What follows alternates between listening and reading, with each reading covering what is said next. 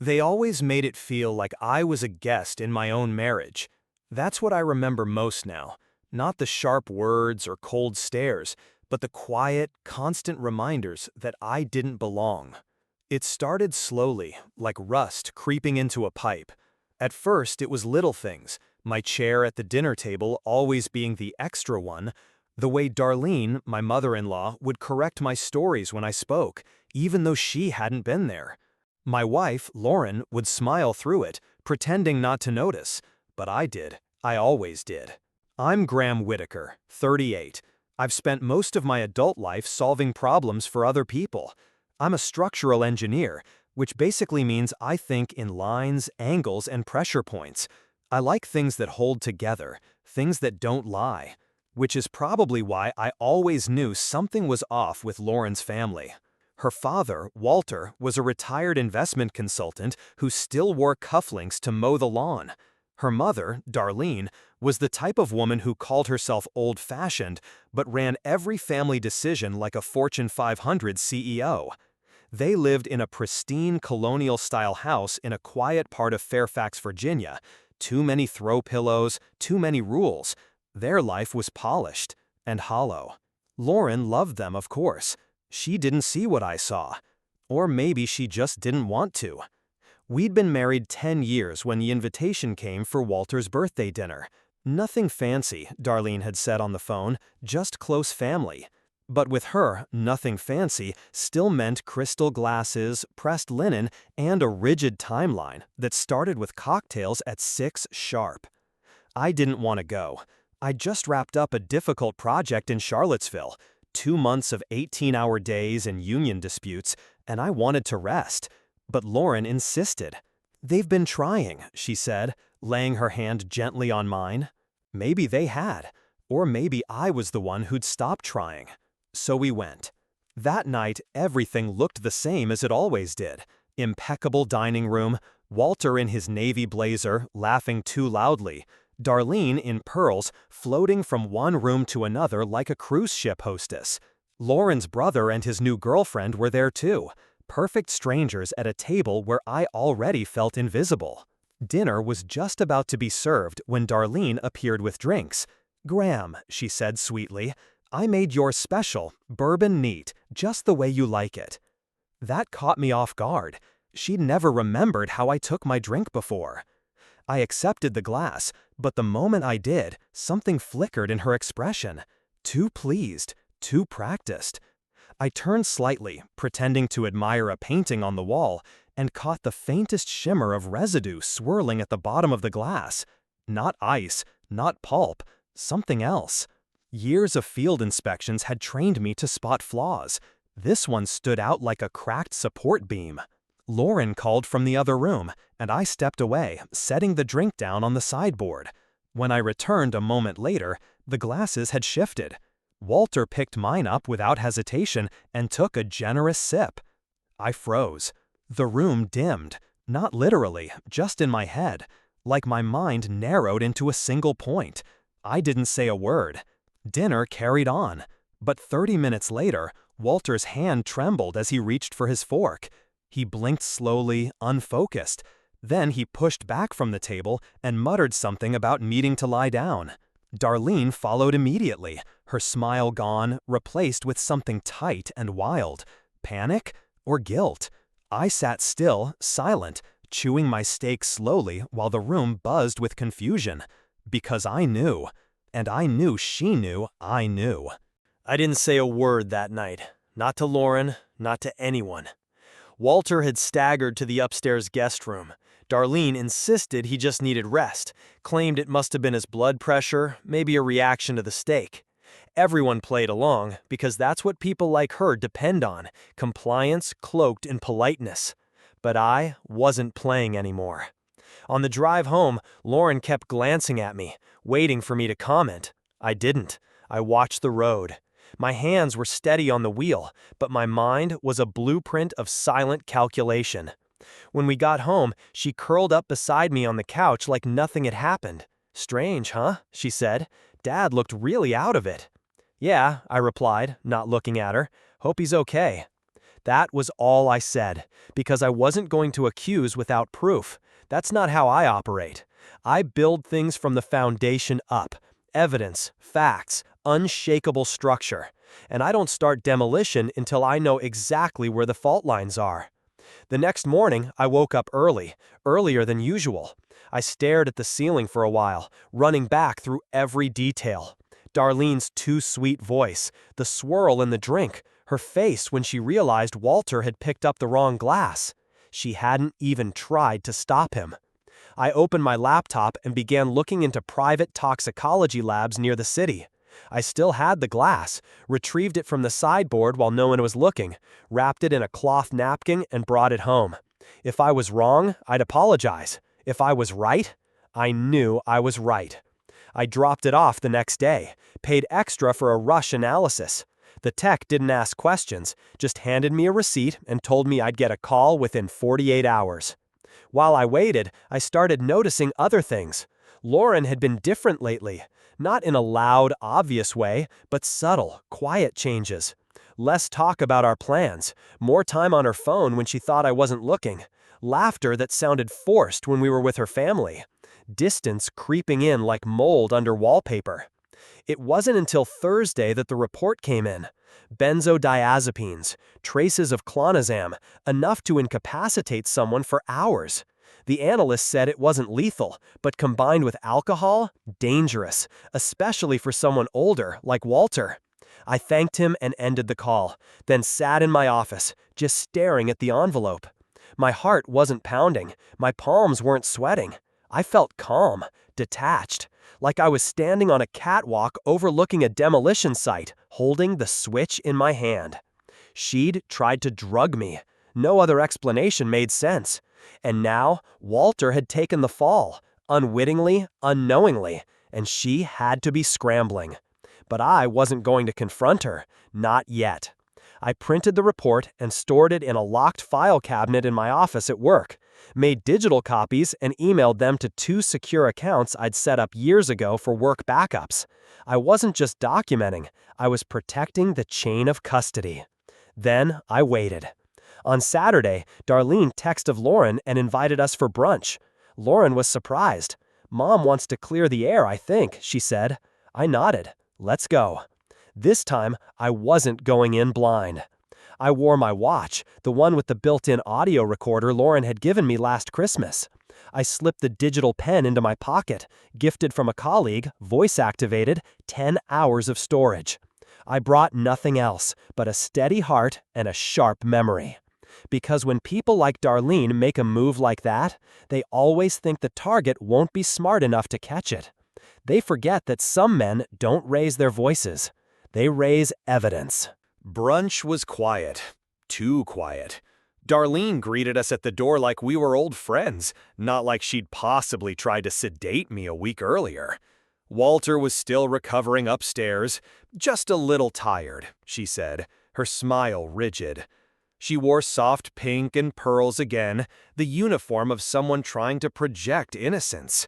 Lauren didn't notice it, or maybe she didn't want to. I played along, ate my eggs, complimented the coffee cake, but I watched Darlene the way I'd inspect a fractured beam, carefully, methodically, waiting for stress to expose the cracks. The recorder in my watch caught every word. After brunch, Darlene pulled me aside in the garden under the pretense of showing me her hydrangeas. The moment we were out of earshot, her tone shifted. "You know," she said, brushing invisible dirt from her sleeve, "Walter's not getting any younger. He forgets things now, makes poor decisions, sometimes even about the will." I said nothing. She glanced at me sideways. "Lauren could use some direction. With your career so unstable, maybe it's time we think about her future, long term." And there it was. The drink hadn't been about me, not just me. It had been about leverage. They were trying to fracture us, make me look unreliable, maybe get Lauren to lean on them more, emotionally, financially. Darlene didn't just disapprove of me, she wanted me gone. Slowly, subtly, legally. She wanted to make Lauren doubt me until she walked away on her own. A clean break. Controlled, sanitized. I nodded politely and walked back inside. That night, I reviewed the recording.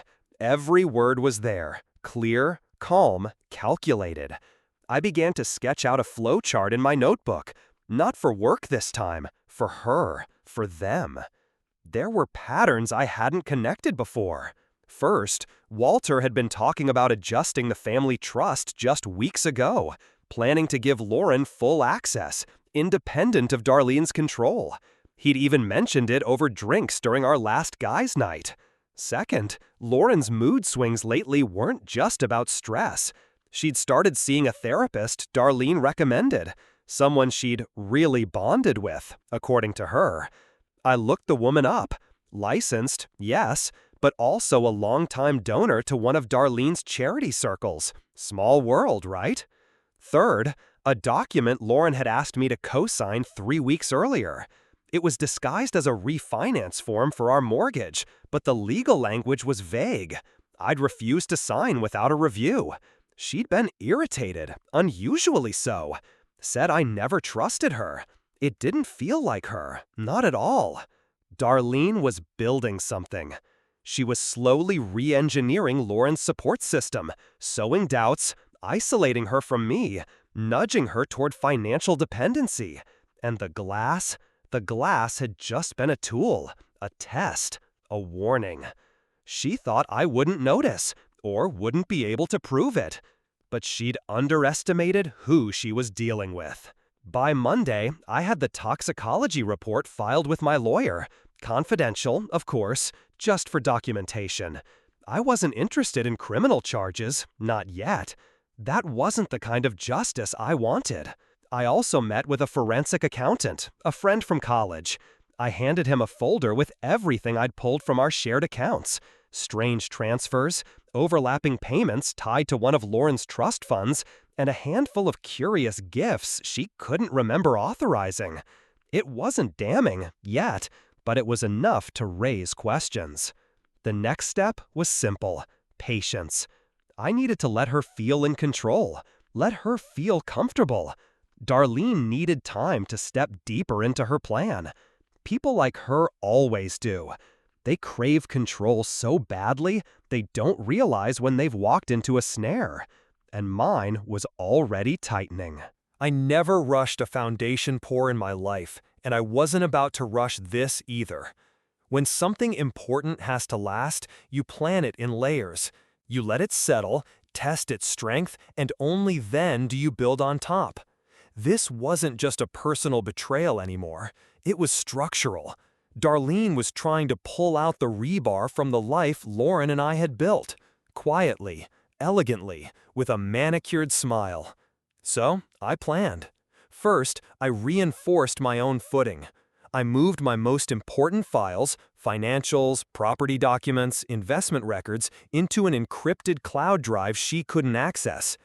I updated the beneficiaries on my life insurance, stripping her name off and replacing it with a neutral trust.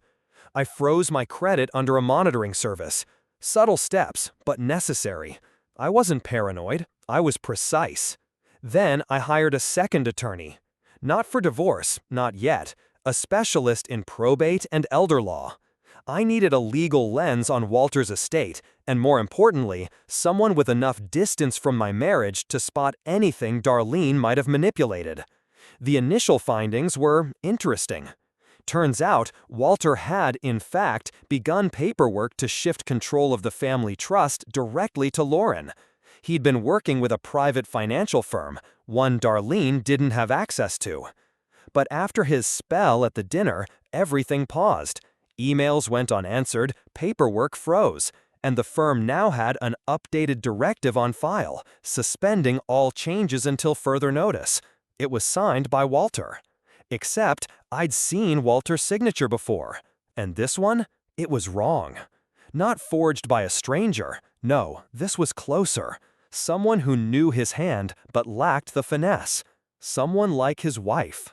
I passed that document to my attorney. Meanwhile, I kept my routine unchanged. Home at 6, dinner with Lauren, pleasant conversation, supportive husband. She'd started to come back to herself lately, less distracted, more grounded. We'd even laughed together twice that week. But I knew it wasn't over. I could feel it. Something bigger was coming. Then came the envelope. It was left on our porch, hand-delivered in a sleek folder with no return address. Inside, a letter from a private clinic in Maryland, addressed to Lauren. It was an intake summary, psychological evaluation. Subtle but telling language. Diminished confidence in partner, suspected professional instability at home, emotional isolation. I flipped to the last page. Recommendation for extended counseling sessions and a temporary change in living environment. I sat with that letter for a long time. Darlene was preparing to make her move, probably using that therapist friend as a bridge, feeding Lauren's mind with doubts while presenting herself as the savior. Get Lauren out of the house, undermine our marriage legally, financially, emotionally. And then, maybe, bring Walter's estate back under Darlene's control before he noticed the pieces missing. A beautiful plan, really. But like any architect, I could see its fatal flaw. She thought she was the only one drawing blueprints. I took that intake summary, scanned it, and filed it with my attorney. Then I called someone I hadn't spoken to in years, Jonas Everett, an old college roommate turned investigative journalist. We weren't close anymore, but he owed me a favor, and he had access to records I needed. Court documents, financial histories, medical board complaints. I gave him 3 names. He didn't ask why. "Give me a week," he said. "You'll have more than you need." In the meantime, I met with Walter, alone. He was sharper than I expected. Groggy, yes, but lucid. And when I showed him the forged signature, he sat silently for a long time, jaw tight. "Do you think she'd really do this to me?" he asked quietly. I didn't answer. He already knew. The fuse had been lit. By the time the week ended, Jonas sent me a secure link with his findings. What he uncovered confirmed every suspicion I had, and added a few I hadn't considered. First, the therapist Darlene had recommended to Lauren wasn't just a friend from the country club. She'd been investigated in 2019 for unethical family repositioning strategies. The report had been sealed through a private settlement, but Jonas dug up enough to show a pattern. She specialized in nudging clients toward supportive separation, especially women from wealthy families. Clients whose spouses just happened to become obstacles to their growth. Second, the trust Walter had intended to transfer to Lauren wasn't dormant.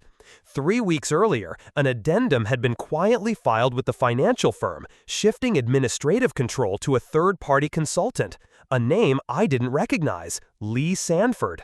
On the surface, she was a fiduciary agent, but Jonas traced her connections back to, no surprise, Darlene. The two sat on the same advisory board of a regional arts foundation. Darlene was tightening her grip on the money while Walter was convalescing. Third, and most damning, was a short-lived property listing. A private holding company had started preparing legal documents to list Walter and Darlene's summer cottage in Maine. Jonas cross-referenced the company's filings and found that it had been used before, twice. Once to offload Darlene's late sister's home after her health rapidly declined. She'd left no heirs, but Darlene ended up with a sizable payout. Legal, sure, but the sequence was familiar.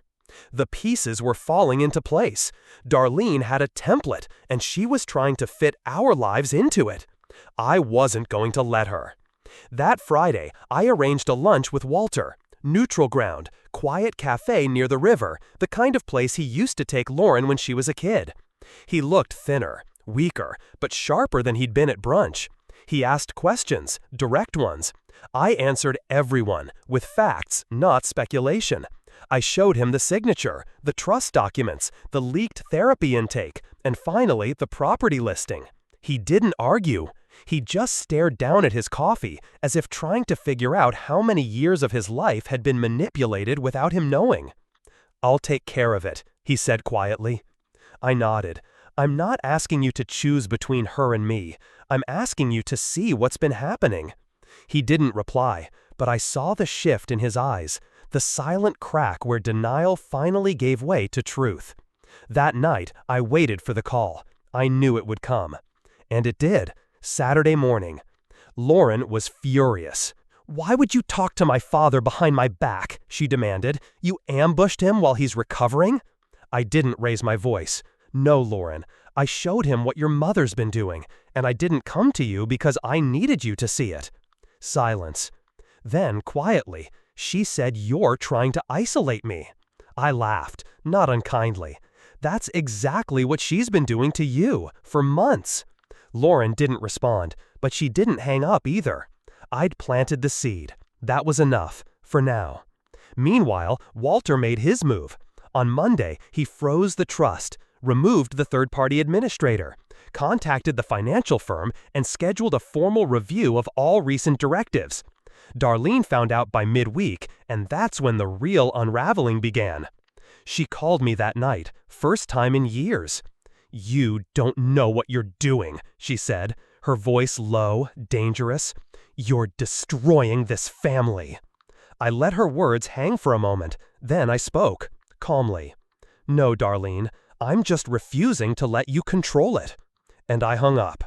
And I hung up. By the end of that week, the air around Lauren's family had changed completely. Darlene had gone quiet, not out of guilt, but calculation. She'd underestimated me from the beginning, and now, with Walter asserting himself for the first time in years, her leverage was slipping fast. But she wasn't done yet. Control addicts like her never go quietly. They pivot, shift their strategy, look for soft spots. And in her eyes, Lauren was still a soft spot. Walter invited us all to dinner that Sunday. At his request, Darlene agreed. Lauren hesitated when I told her about it. "She says she wants to make peace," Lauren said, doubt tugging at her voice. "She's been different lately, quieter, nicer. She's cornered," I said simply. But Lauren needed to see it herself. I didn't push. We went. The house was quieter than usual. No candles, no table settings folded into origami, just a pot roast and some forced small talk. Darlene wore a conservative blouse, hair pulled back, expression neutral. She didn't speak to me directly once, not until dessert. When Lauren got up to help Walter in the kitchen, Darlene leaned in across the table, voice barely above a whisper. "You think you've won something," she said, "but you've only made things harder for her. She's never going to forgive you for putting her father in the middle of this." I didn't blink. "You drugged my drink, Darlene. You forged your husband's signature. You hired a therapist to divide us. Don't talk to me about forgiveness." She gave a tight smile. "I protected my daughter from a man who doesn't know how to lead, who hides behind spreadsheets and lectures about integrity while offering no real security." I didn't take the bait. I just hit record on my watch. "You're going to walk away from this," I said calmly, "but you'll do it clean. No more therapy referrals, no more financial manipulation. You're going to back off, and you're going to let Lauren decide who she wants to be without you breathing down her neck." She laughed, a dry, brittle sound. "You're a clever man, Graham, but not clever enough. I've spent 30 years shaping this family, one whisper at a time. You think you can undo that with your little documents and phone calls?" I stood slowly. "No, but I don't have to. You did this all by yourself. All I did was watch." When Lauren and Walter returned, I smiled and said nothing. Darlene didn't speak again for the rest of the evening. 2 days later, the real explosion came. Not from me, not from Walter, but from Lauren. She'd gone to visit her therapist, the one Darlene had referred her to. She wanted answers, closure, maybe. What she got was worse. The therapist had a prepared statement. Apparently, she was transitioning clients and would no longer be available. Lauren told me later that the woman wouldn't make eye contact the entire time, just sat there rigid, offering pre-rehearsed apologies that didn't mean anything. Lauren came home pale. She didn't speak during dinner. Then, out of nowhere, she asked, "Did you ever feel like I was being handled?" I put down my fork. "Yes," I said. "Every day for the past 6 months." She stared at me. "And you didn't say anything?" "I did," I said softly, "just not with words." That night, she found the digital folder I'd created titled In Her Name. Inside were every document, every recording, every piece of proof I'd gathered. I hadn't shared it before because I didn't want her to feel like she was part of a case file. But now, she needed to see it all. I left the room and let her read. An hour later, she found me in the backyard, sitting in the dark with a blanket around my shoulders. "I didn't want to believe it," she said. "About her, about what she was doing to you, to me." I didn't say anything. She doesn't get to decide who I become anymore. I looked at her then, really looked, and for the first time in a long time, I saw her. Not Darlene's daughter, not the woman caught between loyalties, just Lauren. Walter didn't waste time. Less than a week after Lauren saw the full extent of her mother's manipulation, Walter called a formal meeting with his financial advisors, this time without Darlene present. It was the first time in 27 years he'd made a significant family decision on his own. That, in itself, was a seismic shift. He restored full access to Lauren's trust, locked it with new authorizations, and removed all discretionary power from Darlene's hands. Then he froze the remaining accounts they held jointly and requested a forensic audit of the last 12 months of activity. Quietly, deliberately. That's when the cracks began to show, publicly. The audit uncovered a string of private transfers to accounts tied to Darlene's foundations, donations that hadn't been approved by Walter, inflated operating expenses, missing funds. Nothing overtly illegal, but enough to warrant formal scrutiny, enough to reach the board of one of her cherished charities. By the end of the month, she was asked to step down from 2 leadership positions to preserve the integrity of the organizations. In her world, that was a public fall from grace. The community Darlene had spent decades cultivating, garden club acquaintances, philanthropic allies, the elite social scene of Fairfax, began whispering. No one confronted her, of course. They didn't need to. People like Darlene understand perfectly what silence means. Lauren and I didn't gloat. We didn't need to. The humiliation wasn't loud. It was dignified. It was civil. And it was irreversible. At home, things began to shift too. Lauren's perspective, now free from her mother's shadow, started to crystallize. She began to see how many of her opinions, her hesitations, even her values had been shaped by subtle pressures, expectations that weren't hers but had been handed to her like heirlooms. She apologized one night, not for doubting me, but for being absent when it mattered most. I told her she had nothing to be sorry for. The real target had never been me. It had always been her autonomy.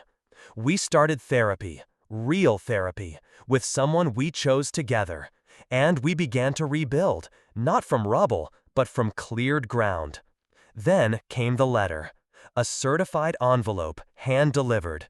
Darlene's handwriting on the front, her signature on the enclosed statement. A formal acknowledgement, carefully worded, legally reviewed. She admitted to forging Walter's signature on the trust amendment. She accepted responsibility for unauthorized interference in financial and therapeutic matters affecting Lauren. She didn't mention the drugged drink, of course. That would have been too direct, but the implications were there. The language was surgical. And at the bottom, her resignation from any legal authority over Lauren's affairs, financial or otherwise. Walter's lawyer had negotiated the terms. In exchange, we agreed not to press criminal charges or release any of the findings publicly. It wasn't about vengeance, it was about containment. Later, Walter asked me privately if I intended to pursue more. I shook my head. She did this to herself, I said. She wrote her own ending. The local paper ran a small blurb 2 weeks later. Community leader steps down amid financial restructuring. No names, no scandal, but everyone knew. We never saw the forged documents hit the courts. We never needed them to. The public consequence wasn't prison or lawsuits. It was exile. from the one world she couldn't bear to lose, her reputation. And for someone like Darlene, that was the sharpest justice there was. We never fully patched things up with Darlene, and I think that was the right choice. There are relationships that heal with time, and there are those where silence becomes the safest form of peace. We chose the latter, not out of resentment, but preservation. She sends a birthday card to Lauren every year now. Polite, measured, no apologies, just her name written in a tidy loop at the bottom of the page, like she's signing off on a life she no longer gets to control. Walter, though, changed. Whatever spells she'd cast over him for decades broke the moment he realized what she was willing to do. To him, to Lauren, to me. He started calling just to chat. He visits sometimes, always alone. Brings pastries, talks about books he's reading, asks how the house project is going. It's almost like he's trying to reclaim a version of himself that got buried beneath her ambition.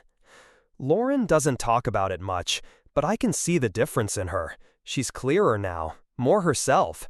We still have hard days. Trust isn't a light switch, but there's a kind of intimacy that's formed from facing this kind of storm together. We earned our marriage back, brick by brick. Sometimes I wonder if any of this would have happened if I hadn't noticed that swirl in my glass, if I'd taken a sip, woken up groggy, missed an important meeting, maybe even questioned my own health. Would Darlene have gotten what she wanted? Would Lauren have drifted further away? But fate, I've learned, doesn't knock. It whispers, and only those paying attention hear it. The house feels different now too, lighter, as if some invisible weight was lifted from the rafters.